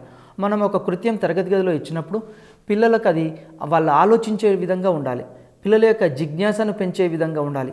అదేవిధంగా మళ్ళీ ఎట్లా ఉండాలి, ఒక పిల్లల్లో మనం ఒక యాక్టివిటీ ఇచ్చినప్పుడు వాళ్ళు ఆలోచించేటట్లు ఉండాలి. ఫర్ ఎగ్జాంపుల్, భారతదేశంలో ఎక్కడ యాపిల్ పండ్లు పండుతున్నాయి, దానికి గల కారణం ఏంది, మరి ఉత్తర భారతదేశంలో ఎక్కువగా యాపిల్స్ ఎందుకు పండుతాయి, దక్షిణ భారతదేశంలో ఎందుకు పండవు, ఇలాంటివి. లేకుంటే కాఫీ తోటలు, తేయాకు తోటలు ఎక్కడుంటాయి, ఇట్లా యాక్టివిటీస్ ఇచ్చినప్పుడు వాళ్ళు ఏం చేస్తుంటారంటే వాళ్ళు ఆలోచించగలుగుతుంటారు. తర్వాత వాళ్ళ యొక్క జిజ్ఞాస పెరుగుతుంది. తర్వాత ఇచ్చే యాక్టివిటీ కూడా ఎట్లా ఉండాలంటే ఆ తరగతికి అనువైందిగా ఉండాలి. ఫర్ ఎగ్జాంపుల్, వాళ్ళు 5th క్లాస్ అనుకోండి, మీరు 10th క్లాస్ లెవెల్లో ఒక క్వశ్చన్ ఇచ్చారనుకోండి, యాక్టివిటీ ఇచ్చారనుకోండి, చేయలేరు వాళ్ళు. అంటే పిల్లల యొక్క శారీరక అంశాలని పరిగణలోకి తీసుకోవాలి, మానసిక అంశాలని పరిగణలోకి తీసుకోవాలి, తరగతిని పరిగణలోకి తీసుకోవాలి. మరీ యాక్టివిటీ పెద్దగా ఉండకూడదు. యాక్టివిటీ ఎప్పుడైనా విద్యార్థులకి సరళంగా ఉండాలి, వాళ్ళ యొక్క స్టాండర్డ్కు తగ్గినవిగా రూపొందించాలి. అదేవిధంగా సాంఘిక బోధన మాధ్యమాలు, విధానాలు మనము చెప్తున్నాం. కృత్యాలకు సంబంధించి మనం చూడడం జరిగింది యాక్టివిటీస్, దాని లక్షణాలు కూడా పరిశీలించాము. ఈ లక్షణాల్లో మనం ఏం చెప్తున్నామంటే యాక్టివిటీస్లో విద్యార్థుల యొక్క మనస్సుకు తగ్గట్టు వాళ్ళ వయస్సుకు తగ్గ కృత్యాలు ఇవ్వాలి అని చెప్పాం. అదేవిధంగా మన సాంఘిక బోధన మాధ్యమాల్లో ఇంకో పద్ధతి ఏంటి అంటే సమస్య పరిష్కార పద్ధతి అంటాం, ప్రాబ్లమ్ సాల్వింగ్ మెథడ్. దీన్ని ప్రాబ్లమ్ సాల్వింగ్ మెథడ్ అంటాం. సమస్య పరిష్కార పద్ధతి. ఇది కూడా ఇంపార్టెంట్. ఏదైనా ఒక సమస్య ఏర్పడితే దాన్ని సమర్థవంతంగా ఎదుర్కొని, అంటే విద్యార్థులు నిజ జీవితంలో చాలా రకాల సమస్యలు ఎదురవుతుంటాయి. ఆ సమస్యలు ఎదురైనప్పుడు వాటిని ఎదుర్కొని ఒక క్రమమైన శాస్త్రీయమైన విధానంలో పరిష్కారాన్ని కనుక్కోవడమే సమస్య పరిష్కార పద్ధతి. సమస్య పరిష్కార పద్ధతి అంటే ఏంటంటే విద్యార్థులకి తమ నిజ జీవితంలో ఎదురయ్యే సమస్యలు ఎదురైనప్పుడు ఆ సమస్యని ఎట్లా పరిష్కరించాలి, దానికి ప్రాబ్లం ఏంది, సొల్యూషన్ ఏంది, ఇట్లాంటివి కనుక్కోవడమే సమస్య పరిష్కార పద్ధతి అని చెప్తున్నాం. ఈ సమస్య పరిష్కార పద్ధతిలో మనకు జనరల్గా ఇది 2 రకాలతోటి కలిసి ఉంటుంది. సమస్య పరిష్కార పద్ధతి ఒకటి ఆగమన పద్ధతి ఇందులో కలిసి ఉంటుంది, రెండవది నిగమన పద్ధతి కలిసి ఉంటుంది. ఈ ఆగమన నిగమన ఈ 2 పద్ధతుల్లో చేస్తుంటే ఆటోమేటిక్గా సమస్య పరిష్కార పద్ధతి అనేది వస్తుంది. ఫర్ ఎగ్జాంపుల్ ఇక్కడ చూద్దాం, ఆగమన పద్ధతి నిగమన పద్ధతి ఈ రెండిటికి ఒకసారి భేదం చూద్దాం. ఆగమన పద్ధతి అంటే నిర్దిష్టత నుంచి సామాన్యీకరణలకు, ఇక్కడ నిర్దిష్ట అంశాల నుంచి ఎక్కడికి పోవాలి, సామాన్యాలకు పోతే అది ఆగమన పద్ధతి. మరి నిగమన పద్ధతి అంటే ఏంది, సామాన్యాల నుంచి నిర్దిష్టానికి పోతే అది నిగమన పద్ధతి. ఎగ్జామినేషన్ పాయింట్ ఆఫ్ వ్యూలో చాలాసార్లు అడిగాడు, అంటే ఆగమన పద్ధతికి నిగమన పద్ధతికి కూడా డిఫరెన్సెస్ అడుగుతూనే ఉంటాడు. నెక్స్ట్ అదేవిధంగా విద్యార్థి వివిధ అంశాలను స్వయంగా పరిశీలించి ఒకదానితో మరొకటి పోలుస్తుంటాడు, విభేదిస్తుంటాడు, పోల్చడము, వర్గీకరించడం చేస్తుంటాడు. అంటే అదేంటిది ఆగమన పద్ధతి. ఆగమన పద్ధతి ఎగ్జాంపుల్ ఏంటంటే సముద్ర మట్టం నుంచి పైకి పోయే కొద్దీ ఉష్ణోగ్రతలు తక్కువగా ఉంటాయి అని ఇక్కడ ఒక సూత్రీకరణ చేస్తాడు. అంటే ప్రతి 1000 మీటర్ల ఎత్తుకు పోతూ ఉంటే ఆటోమేటిక్గా ఉష్ణోగ్రతలు ఏమవుతుంటాయి, తగ్గుతుంటాయి. ఇది ఆగమన పద్ధతికి సంబంధించింది. అంటే విద్యార్థి వివిధ అంశాలను పరిశీలిస్తాడు, స్వయంగా పరిశీలిస్తాడు, ఒకదానితో ఒకటి పోలిస్తుంటాడు, కంపేర్ చేస్తుంటాడు, వర్గీకరిస్తుంటాడు, విశ్లేషిస్తుంటాడు. ఇవన్నీ ఎక్కడ చేస్తాడంటే ఆగమన పద్ధతిలో చేస్తాడు. మరి నిగమన పద్ధతిలో ఏంటి అంటే సూత్రాల్ని సిద్ధాంతాల్ని అభ్యసించి వాటి నిజ నిజాలను పరిశీలన చేసి నిర్ధారిస్తాడు. నిగమన పద్ధతిలో అట్లా కాదు, ఆల్రెడీ డైరెక్ట్గా ఒక సూత్రం ఉంటుంది, ఆ సూత్రాన్ని సూత్రం ఇచ్చిన తర్వాత ఆ సూత్రాన్ని తర్వాత అప్లై చేసుకుంటాడు. ఎట్లా అంటే ఎగ్జాంపుల్ మన సోషల్ స్టడీస్ సంబంధించి సముద్ర మట్టం నుంచి పైకి పోయే కొలది ఉష్ణోగ్రత తగ్గుతుంది అనే నియమం ఉందనుకోండి. ఈ నియమం కోసం విద్యార్థులు ఏం చేయాలి, తరగతి గది బయటికి తీసుకెళ్ళాలి. ఫర్ ఎగ్జాంపుల్ డార్జిలింగ్ అయినా లేకుంటే సిమ్లాకైనా ఇట్లాంటి ప్రాంతాలకు తీసుకెళ్ళినప్పుడు విద్యార్థి ఏం చేస్తాడు, నిజమే సముద్ర మట్టం నుంచి పైకి వెళ్తూ ఉంటే ఉష్ణోగ్రత తగ్గుతున్నాయి అని ఇక్కడ తెలుసుకోవడం జరుగుతుంది. ఆగమన పద్ధతిలోమో ఫస్టే డార్జిలింగ్ అట్లాంటి ప్రదేశాలకు తీసుకెళ్ళి తర్వాత అక్కడ సూత్రం ప్రతిపాదించాడు. ఈ నిగమన పద్ధతిలో రివర్స్, అట్లా కాదు, ఫస్ట్ సూత్రాన్ని చెప్తాం, తర్వాత అక్కడి విద్యార్థి స్వయంగా పరిశీలిస్తాడు. ఇది నిగమన పద్ధతి. నెక్స్ట్ ఆగమన పద్ధతి భాగాల నుంచి మొత్తానికి పోతుంది. ఆగమన పద్ధతిలో పార్ట్స్, చిన్న చిన్న పార్ట్ల నుంచి మొత్తానికి పోతుంది, అంటే పార్ట్ టు హోలు పోతుంది. నిగమన పద్ధతి అట్లా కాదు, హోల్ టు పార్ట్కి వస్తుంది. మనకు సైకాలజీలో మనందరికీ తెలుసు అంతఃపరిశీలన పద్ధతి అని ఉంది. గెస్టాల్ట్ నియమం, గెస్టాల్ట్ వాదులు ఉన్నారు. ఈ గెస్టాల్ట్ సిద్ధాంతం ఏంది, మొత్తం నుంచి భాగాలకు పోతుంది. ఇది నిగమన పద్ధతి ఉదాహరణ. అదేవిధంగా ఆగమన పద్ధతిలో పరిశీలన ద్వారా సూత్రాలు సిద్ధాంతాలు నిర్ధారిస్తాడు.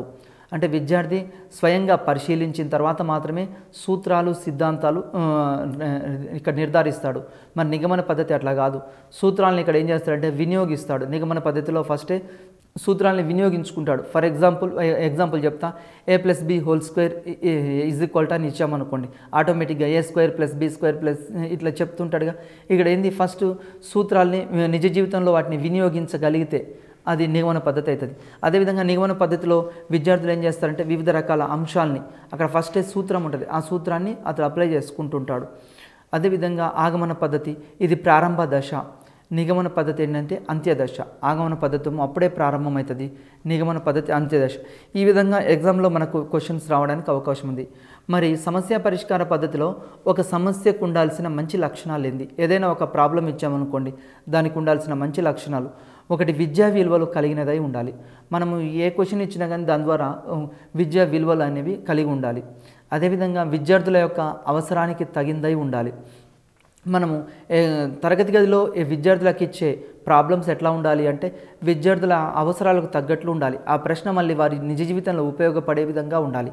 ఫర్ ఎగ్జాంపుల్ ఇక్కడ గవర్నర్ యొక్క అధికారాలు, విచక్షణ అధికారాల గురించి మీరు మీకు ఎదురైతే మీరేం చేస్తారు, అదేవిధంగా లేకుంటే ఇక్కడ గవర్నర్ యొక్క విచక్షణ అధికారాలని పరిశీలించమని అంటున్నారు. అంటే విద్యార్థి ఆ గవర్నర్ యొక్క విచక్షణ అధికారాలు ఏమున్నాయి, ఆ సమస్యకు పరిష్కారం ఏంది, ఇక్కడ ఆలోచిస్తూ ఉంటాడు. అదేవిధంగా సాంఘిక శాస్త్రంలో వివిధ రకాల సమస్యలు ఉన్నాయి. నిరుద్యోగిత సమస్య, అదేవిధంగా ద్రవ్యోల్బణము, జనాభా పెరుగుదల, ఇట్లాంటి సమస్యలు ఉన్నాయి. ఈ సమస్యలు విద్యార్థులకు వాళ్ళ యొక్క మళ్ళీ నిజ జీవితంలో ఉపయోగపడే విధంగా ఉండాలి, మరి వాళ్ళ స్టాండర్డ్కు తగ్గట్టు ఉండాలి, విద్యార్థుల అవసరాలకు తగిందై ఉండాలి. సమస్యలు ఇచ్చినప్పుడు వాళ్ళ యొక్క స్థాయిని గుర్తుంచుకోవాలి. అదేవిధంగా మూడోది వాస్తవ సంఘటనలకు సంబంధించిందై ఉండాలి. మనం ఏ ప్రాబ్లం ఇచ్చినా కానీ ఆ ప్రాబ్లం విద్యార్థుల యొక్క వాస్తవ సంఘటనలు సంబంధించిందే ఉండాలి. అంతేగాని ఊహాత్మకంగా కొన్ని ప్రాబ్లమ్స్ ఇవ్వకూడదు. ఊహాత్మకమైన ప్రాబ్లమ్స్ కల్పితాలు ఇస్తే ఎగ్జాంపుల్ ఇప్పుడు మనం ఏం చేస్తున్నాం, మూఢనమ్మకాలు, మూఢాచారాలు అట్లాంటి వాటిని పిల్లల్లో భయభ్రాంతులకు గురి చేయొద్దు. అంటే వాస్తవ సంఘటనలకు తగిన వాటిని ఇక్కడ సమస్యలుగా ఇవ్వాలి. వాళ్ళు నిజ జీవితంలో ఎదుర్కొనే సమస్యలు, ఫర్ ఎగ్జాంపుల్ ధరలు పెరుగుతున్నాయి, ఈ ధరలు పెరగడానికి సంబంధించిన సమస్యలు, లేకుంటే వాళ్ళ చుట్టూ ఉన్న గ్రామ పంచాయతీకి సంబంధించిన సమస్యలు, ఇట్లాంటివి వాళ్ళ యొక్క ఇస్తే వాళ్ళు సాల్వ్ చేయడానికి అవకాశం ఉంది. నెక్స్ట్ అదేవిధంగా మనం ఇచ్చే సమస్యలు ఎట్లా ఉండాలి అంటే అర్థవంతంగా ఉండాలి, ఉపయుక్తంగా ఉండాలి, విద్యార్థులకు నిజ జీవితంలో ఉపయోగపడే విధంగా ఉండాలి. మనం ఏదైనా ఒక ప్రాబ్లం ఇచ్చినప్పుడు ఆ ప్రాబ్లం విద్యార్థుల యొక్క నిజ జీవితానికి ఉపయోగపడే విధంగా ఉండాలి, సమాజానికి ఉపయోగపడే విధంగా ఉండాలి, పాఠశాలకు ఉపయోగపడే విధంగా ఉండాలి, విద్యార్థుల అవసరాలకు తగిందిగా ఉండాలి, విద్యార్థుల యొక్క స్థాయికి తగినట్లుగా ఉండాలి. ఏ గ్రేడ్ విద్యార్థులకు, బి గ్రేడ్, సి గ్రేడ్ విద్యార్థులు ఉంటారు. అందరికీ ఒకే రకమైన సమస్యలు ఉండదు, వాళ్ళ యొక్క స్థాయికి తగ్గ విధంగా సమస్యలు ఇస్తూ ఉండాలి. నెక్స్ట్ దీని ద్వారా లాభాలు ఏంటంటే, ఒకటి విద్యార్థుల్లో చొరవ, బాధ్యతలను పెంపొందిస్తుంది. విద్యార్థులు ఏమైందంటే వాళ్ళు ఏదైనా ఒక సమస్య ఎదురైనప్పుడు ఏ విధంగా వ్యవహరించాలి, వాళ్ళ లోపల బాధ్యతలు అనేవి పెంపొందుతాయి. అదేవిధంగా విద్యార్థులు స్వీయ నిర్ణయాలు చేయడంలో సహాయపడుతుంది. విద్యార్థులు వాళ్ళంతలో వాళ్ళు సెల్ఫ్ డిసిషన్ తీసుకోవడానికి అవకాశం ఎక్కువగా ఏర్పడుతుంది. ఏదైనా ఒక సమస్య వచ్చినప్పుడు విద్యార్థులు పారిపోకుండా నిజ జీవితంలో ఆ సమస్యలు పరిష్కరించడానికి, తర్వాత వారంతలో వాళ్ళు నిర్ణయాలు తీసుకోవడానికి ఎక్కువ అవకాశం అనేది కల్పిస్తుంది. ఈ సమస్య పరిష్కార పద్ధతి ద్వారా విద్యార్థుల్లో జ్ఞానాన్వేషణ చేయడానికి కూడా ప్రోత్సహిస్తుంది. ఫర్ ఎగ్జాంపుల్ విద్యార్థులకి జ్ఞానాన్వేషణ అంటే వాళ్ళు కొత్త విషయాలు కనుక్కోవడానికి కూడా ఈ సమస్య పరిష్కార పద్ధతి అనేది ఎక్కువగా తోడ్పడుతూ ఉంటుంది. విద్యార్థులు ఫర్ ఎగ్జాంపుల్ ఒక ప్రాబ్లం ఇచ్చాం, భారతదేశం యొక్క ప్రధానమంత్రులు ఉన్నారు. ఈ భారతదేశం యొక్క ప్రధానమంత్రులు వారు అదేవిధంగా భారతదేశ ప్రణాళికలు, నీతి ఆయోగ్ ఇట్లాంటి వాటి గురించి చర్చించమని లేకుంటే రాయమని రాశామనుకోండి, విద్యార్థులు ఏం చేస్తారు, దానికి సంబంధించిన సమాచారాన్ని సేకరిస్తూ ఉంటారు. ఈ విధంగా వాళ్ళ లోపల జ్ఞానాన్వేషణ జరుగుతుంటుంది. అదేవిధంగా విద్యార్థులు సాంఘిక అధ్యయనాల పట్ల ఆసక్తి పెంపొందుతుంది. విద్యార్థులకు సంబంధించి వివిధ రకాల జాతీయ ఉద్యమాలు, తర్వాత గాంధీ యుగము, గాంధీ యుగానికి సంబంధించిన మితవాదుల యుగము, అతివాదుల యుగము, భారత జాతీయోద్యమంలో 1857 సిపాయిల తిరుగుబాటు, ఇట్లాంటి అంశాలు వాళ్ళు అధ్యయనం చేస్తే వాళ్ళకు సాంఘిక అంశాల పట్ల, అదేవిధంగా ఆ కాలంలో ఉన్న బ్రిటిష్ కాలంలో ఉన్న సాంఘిక దురాచారాలు, ఆ కాలం నాటి సాంఘిక దురాచారాలు భారతదేశంలో ఏమేమి ఉన్నాయి, ఇలాంటి అంశాలన్నీ వాళ్ళు సాంఘిక అంశాలు అధ్యయనం చేయడానికి అవకాశం ఏర్పడుతూ ఉంటుంది. మరి దీనివల్ల నష్టాలు ఏంది, డిమెరిట్స్, అన్ని పాఠాలను ఈ పద్ధతిలో బోధించలేం. ఫర్ ఎగ్జాంపుల్ ప్రతి ఒక్క లెసన్ని కూడా మనం ప్రాబ్లమ్ సాల్వింగ్ మెథడ్లో బోధించలేము, అన్ని పాఠాలు ఆ విధంగా అనుకూలంగా లేవు. రెండవది కాలయాపనతో కూడుకున్నది. ఈ పద్ధతి ఎట్లా ఉంటుంది అంటే ఎక్కువగా సమస్యను చర్చకు పెడతాం, డిబేట్ పెడతాం, వ్యక్తిగతంగా విద్యార్థి అన్వేషిస్తాడు ఆ ప్రాబ్లంకి సంబంధించిన పరిష్కారం ఏంది, అదేవిధంగా జట్లలో అన్వేషిస్తుంటాడు, అదేవిధంగా తరగతి గది బయట అన్వేషిస్తుంటాడు, తల్లిదండ్రులతోటి, ఉపాధ్యాయులతోటి, సమాజంతో. ఈ విధంగా చేయడం ద్వారా కాలయాపన ఎక్కువగా జరుగుతుంది. దీని ద్వారా ఏమవుతుందంటే సిలబస్ అనుకున్న టైంకి కాదు. నెక్స్ట్ మూడోది, ఇది కళాశాల స్థాయి వారికి తగింది. ఇది పాఠశాల స్థాయిలో అంత ఎక్కువగా ఉపయుక్తంగా ఉండదు, కానీ కళాశాల స్థాయికి సంబంధించింది ఎక్కువగా ఉపయుక్తంగా ఉంటుంది.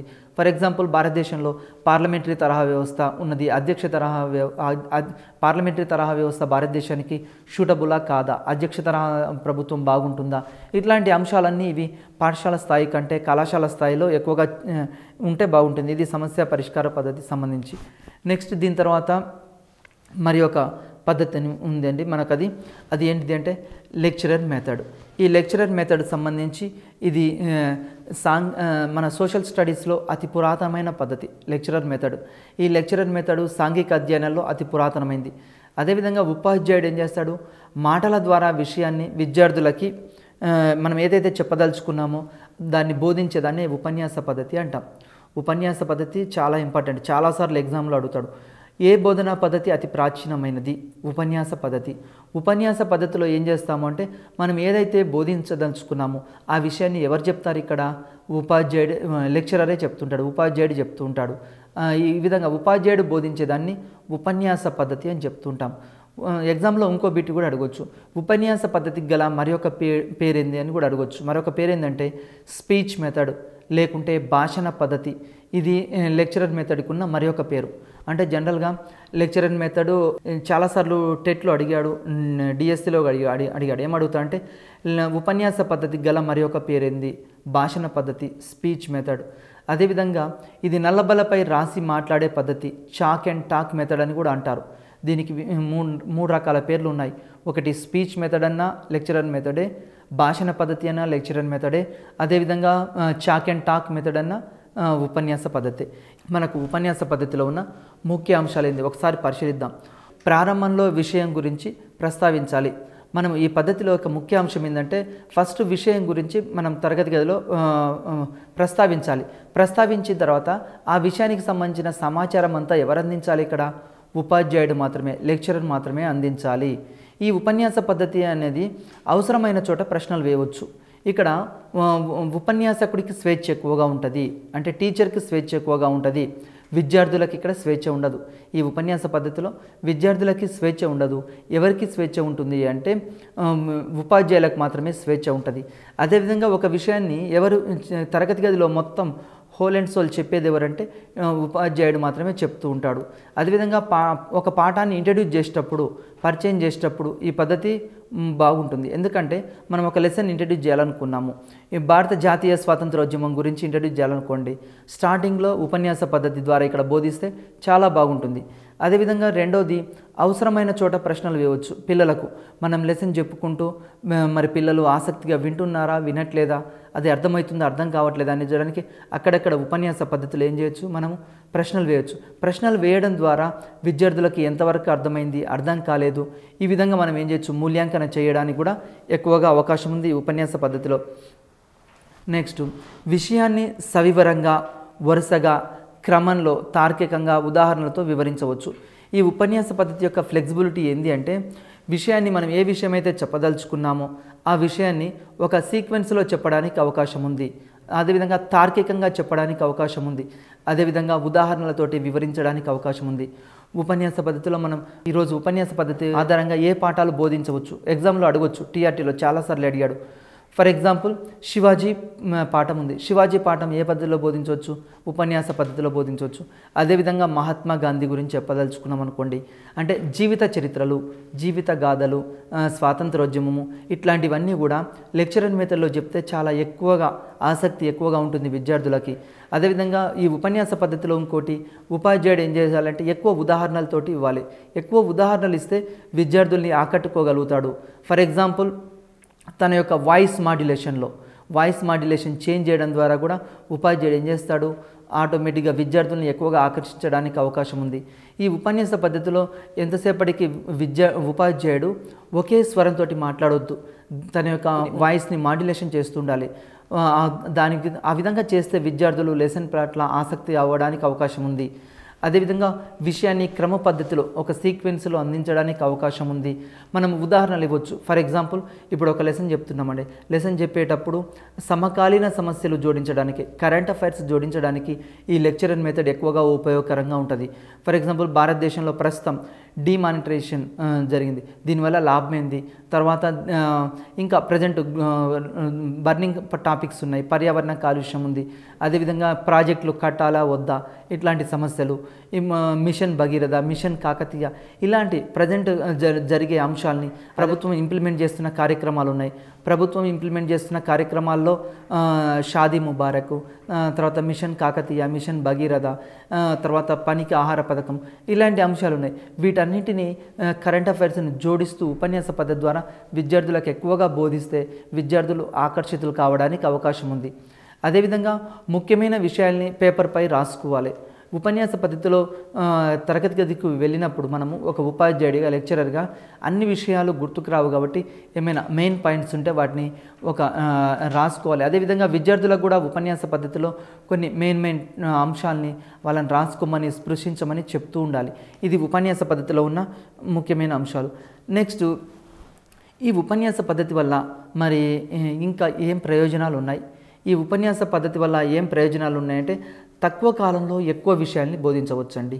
మనకు ఇంతకుముందు అదే మనము అన్వేషణ పద్ధతి తీసుకున్నా కానీ, సమస్య పరిష్కార పద్ధతి తీసుకున్నా కానీ, ప్రాజెక్ట్ మెథడ్ తీసుకున్నా కానీ అక్కడ ఏమవుతుంది, టైం వేస్ట్ కావడానికి ఎక్కువ అవకాశం ఉంది. మరి అక్కడ టైం వేస్ట్ అవుతుంది. కానీ ఈ లెక్చరర్ మెథడ్లో ఉపన్యాస పద్ధతిలో టైం వేస్ట్ అనేది జరగదు. నెక్స్ట్ ఇంకొక ఉపయోగం ఏంటి అంటే సిలబస్ని అనుకున్న టైం కోటి బోధిస్తాము. రెండోది విషయాల్ని ఉపాధ్యాయుడు బోధిస్తాడు కాబట్టి వివిధ రకాల అంశాలని జోడించవచ్చు. వివిధ రకాల అంశాలని ఎట్లా వివిధ రకాల అంశాలు అంటే సమకాలీన సాంఘిక, రాజకీయ, ఆర్థిక అంశాలని జోడించవచ్చు. వీటితో పాటు మన దేశాన్ని ఇతర దేశాలని పోల్చడానికి అవకాశం ఉంది. ఒక సమస్య ఉంటే ఆ సమస్యకు పరిష్కార మార్గాలేంది, ఆ సమస్య గల కారణాలేంది, ఇలాంటివి కూడా ఉపన్యాస పద్ధతిలో బోధించడానికి ఎక్కువగా అవకాశం ఉంది. ఇంకా ఉపన్యాస పద్ధతి వల్ల లాభం ఏంటంటే విద్యార్థుల్లో విశ్లేషించే శక్తిని పెంపొందించవచ్చు, వర్గీకరించే శక్తిని పెంపొందించవచ్చు, పోల్చే శక్తిని పెంపొందించవచ్చు, కారణాలు కనుక్కోవడము, విశ్లేషించడము, అన్వేషణ చేయడము, ఇట్లాంటివన్నీ ఇక్కడ ఉపన్యాస పద్ధతిలో మనకు చాలా రకాల ప్రయోజనాలు ఉన్నాయి. నెక్స్ట్, అదేవిధంగా ఉపన్యాస పద్ధతిలో ఉపన్యాసకుడు మంచి సమర్థత కలిగిన వ్యక్తి అయితే, ఒక మంచి విషయ నిపుణుడైతే విద్యార్థులు చాలా లాభపడతారు, ఎక్కువ విషయాలు నేర్చుకోవడానికి అవకాశం ఉంది. అంటే ఉపన్యాస పద్ధతిలో మెయిన్ ఏంటంటే ఉపాధ్యాయుడి దగ్గర సబ్జెక్ట్ ఉంటే చాలు, విషయపరంగా ఒక ఎక్కువ జ్ఞానం సంపాదించగలిగితే టీచరు, అదేవిధంగా విద్యార్థులు కూడా ఎక్కువ అంశాలు చర్చించడానికి, నేర్చుకోవడానికి అవకాశం ఉంది. మరి ఈ ఉపన్యాస పద్ధతిలో ఎగ్జామ్స్లో కూడా ఇది ఎట్లా ఉపయోగపడుతుంటే విద్యార్థికి విషయ అవగాహనకు సంబంధించిన ప్రశ్నలు ఏంటివి, తర్వాత పఠన నైపుణ్యానికి సంబంధించిన ప్రశ్నలు ఏంటి, అదేవిధంగా వివిధ రకాల సామర్థ్యాలు ఏంటి, ఆ సామర్థ్యాలని అంచనా వేస్తూ ఉపాధ్యాయుడు బోధిస్తాడు. ఒకవేళ ఉపన్యాస పద్ధతిలో ఏమైనా విద్యార్థులకు అర్థం కాలేదనుకోండి, ఆ లెసన్ అర్థం కాకుంటే మళ్ళీ తిరిగి బోధించడానికి అవకాశం ఉంది. మళ్ళీ తిరిగి నెక్స్ట్ లెసన్ ఏం చేయొచ్చు, ఇంకో పద్ధతిలో బోధించడానికి అవకాశం ఉంది. ఇక్కడ ఉపన్యాస పద్ధతిలో ఎప్పటికప్పుడు ఉపాధ్యాయుడు అంచనా వేసుకోవడానికి, ఇవాల్యుయేషన్ చేయడానికి అవకాశం ఏర్పడుతుంది. ఎట్లా, ప్రశ్నల ద్వారా, చర్చల ద్వారా, మధ్యలో అడిగే సందేహాల ద్వారా, వీటి ద్వారా ఇది ప్రయోజనాలు ఉంది. మరి లోపాలు ఏమున్నాయి? ఈ ఉపన్యాస పద్ధతి అనేది కృత్యాభ్యసన సూత్రానికి ఇది విరుద్ధమైంది. మనం జనరల్గా ఉపన్యాస పద్ధతి ఏమవుతుందంటే ఇక్కడ ఉపాధ్యాయుడే క్రియాత్మకంగా ఉంటాడు, విద్యార్థులు నిష్క్రియాత్మకంగా ఉంటారు. ఇది ప్రధానమైన లోపం. అంటే ఇక్కడ ఏంటంటే ఎంతసేపటికి తరగతి గదిలో 45 నిమిషాలు 1 అవర్ ఉంటే ఉపాధ్యాయుడే మాట్లాడుతుంటారు, విద్యార్థులు శ్రోతలుగా మాత్రమే వింటుంటారు. మరి వాళ్ళు లెసన్ వింటుర్రా, వినట్లేదా, అర్థమవుతుందా, అర్థం కావట్లేదా, ఉపాధ్యాయుడు ఇక్కడ అంచనా వేసుకోవడానికి, ఇవాల్యుయేషన్ చేసుకోవడానికి సరిగా లేదు, ఛాన్స్ లేదు. మరి అదేవిధంగా విద్యార్థులు కృత్యాభ్యసనకు అవకాశం లేదు, అంటే యాక్టివిటీస్ చేసుకోవడానికి, స్వతహాగా నేర్చుకోవడానికి అవకాశం లేదు. ఉపన్యాస పద్ధతి యొక్క ప్రధానమైన లోపం ఏంటంటే ఉపాధ్యాయుడే విషయాన్ని బోధిస్తాడు, విషయం చెప్తాడు. దీని ద్వారా విషయాన్ని బోధిస్తే విద్యార్థి ఒక 20% 30% గ్రాస్ప్ చేయడానికి అవకాశం ఉంది. అదే విద్యార్థి స్వతహాగా నేర్చుకున్నాడు అనుకోండి, ఒక పని చేశాడు అనుకోండి, ఎక్కువ కాలం గుర్తుండడానికి అవకాశం ఉంటుంది. అంటే జ్ఞాన నిర్మాణంలో దీర్ఘకాల స్మృతిలో ఉండడానికి అవకాశం లేదు ఉపన్యాస పద్ధతి ద్వారా. అదేవిధంగా ఉపన్యాస పద్ధతిలో ఒకవేళ ఉపాధ్యాయుడు, టీచరు సరైన విషయ పరిజ్ఞానం లేదనుకోండి, ఆ విద్యార్థులు నష్టపోవడానికి ఎక్కువగా అవకాశం ఉంది.